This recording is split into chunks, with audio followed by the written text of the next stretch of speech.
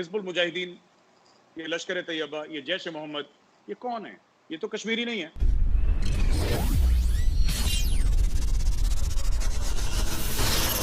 नमस्कार दोस्तों, कैसे हो guys? Welcome my YouTube channel Hindustan special. Major Gaurav Arya जो कि बड़ी तर्क से अपनी दलील रखते हैं, आज की वीडियो में उन्होंने आईएसआई के डायरेक्टर जनरल को आईना दिखा दिया है। मेजर गौरव आर्या ने ये बताया है कि कैसे हिंदुस्तान की सोच और पाकिस्तान की सोच में बहुत फ़र्क है, और उन्होंने ये भी बताया है कि कैसे ये संगठन पाकिस्तानी पंजाब से आते हैं और हिंदुस्तान में हमले करते हैं। आज की वीडियो में आरजू काज़मी, इशाक अहमद और मेजर गौरव आर्या ने अपनी अपनी दलीलें रखी हैं। तो चलिए दोस्तों, आज की वीडियो की तरफ चलते हैं। Thank you very much. Ahmed sahab ने, जो कि डायरेक्टर है पाकिस्तान हाउस थिंक टैंक एक है उसमें, इसके अलावा farmer deputy director general ISI India से हमारे साथ हैं जी मेजर गौरव आर्या, जो किसी तारुफ के मोहताज नहीं है।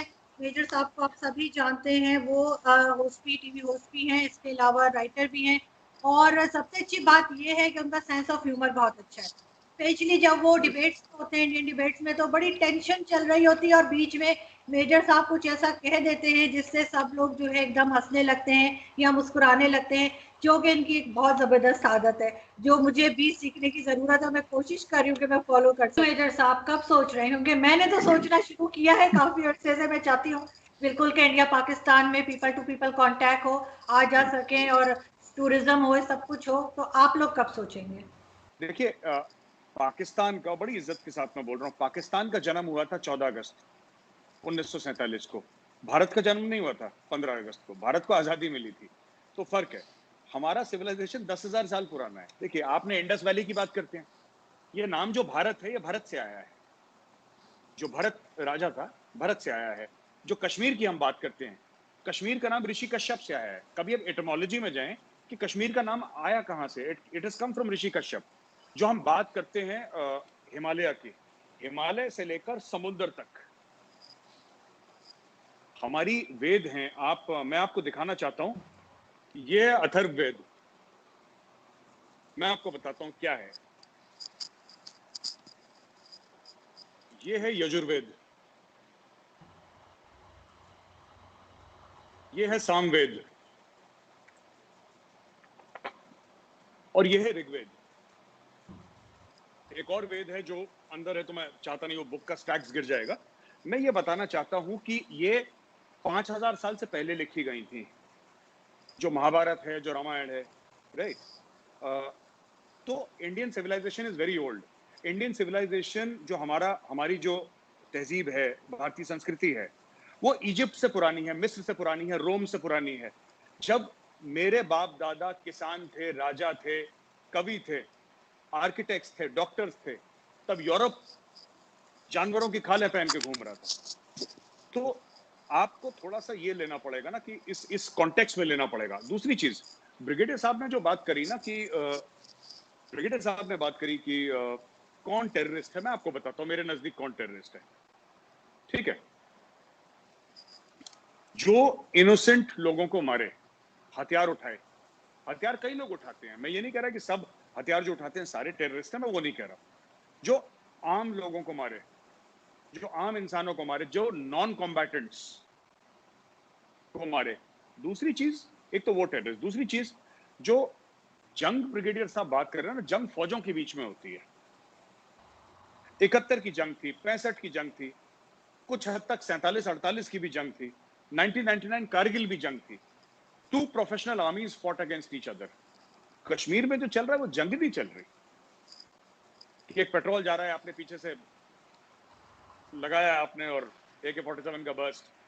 अभी कल सरपंच मार दिया एक, वहां पे एक हिंदू सरपंच था। हिंदू तो बचे नहीं, खैर वहां पे Hindus in Kashmir are almost, मतलब कि मैं आपको ये बताना चाहूंगा, क्योंकि आप लोग आए नहीं इधर कभी, और ब्रिगेडियर साहब, आरजू जी, कभी आप आए तो हम आपको ले भी जाएंगे वहां पे। Please be our guest. पूरी एक जनरेशन कश्मीर में बड़ी हो गई जिसने कभी हिंदू को नहीं देखा।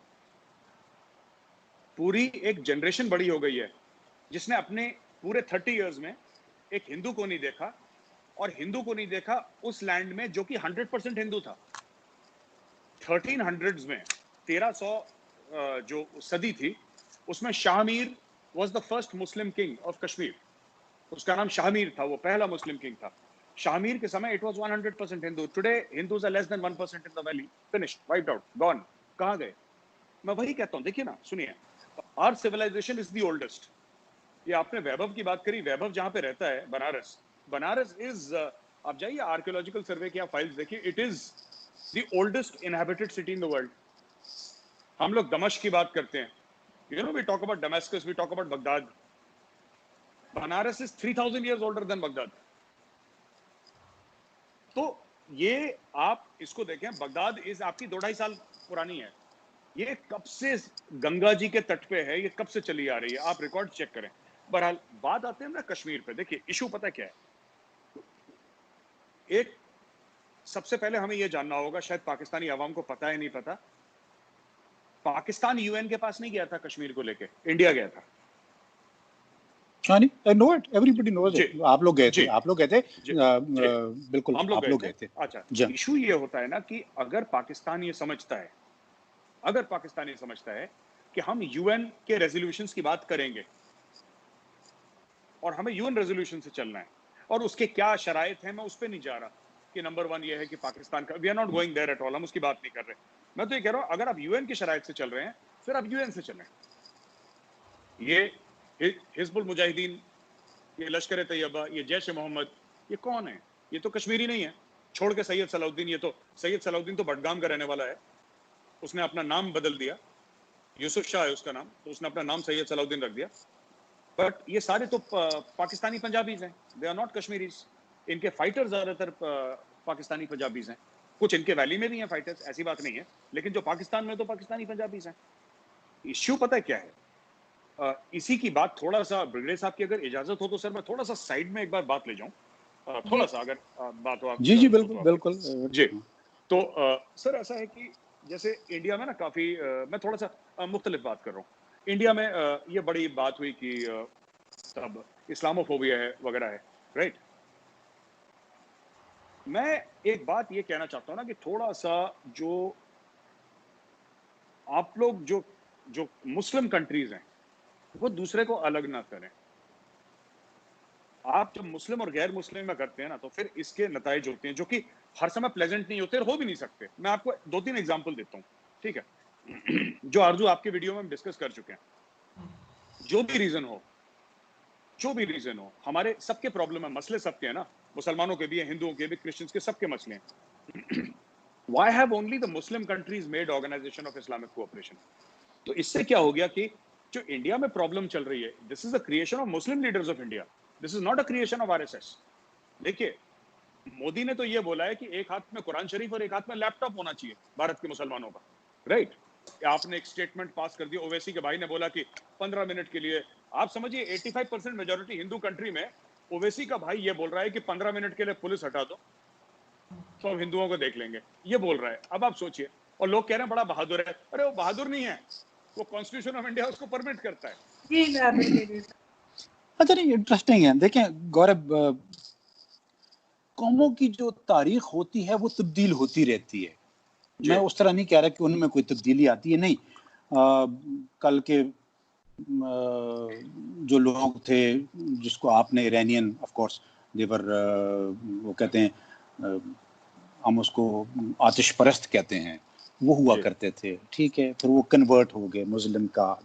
क्रिश्चियन से पहले क्रिश्चियन रिलीजन नहीं था, यूदिज्म था, यहूदी थे, यहूदियों से पहले कुछ और था। ये तो इंसानी तारीख है जो तब्दील होती रहती है और आगे भी शायद तब्दील होती रहे।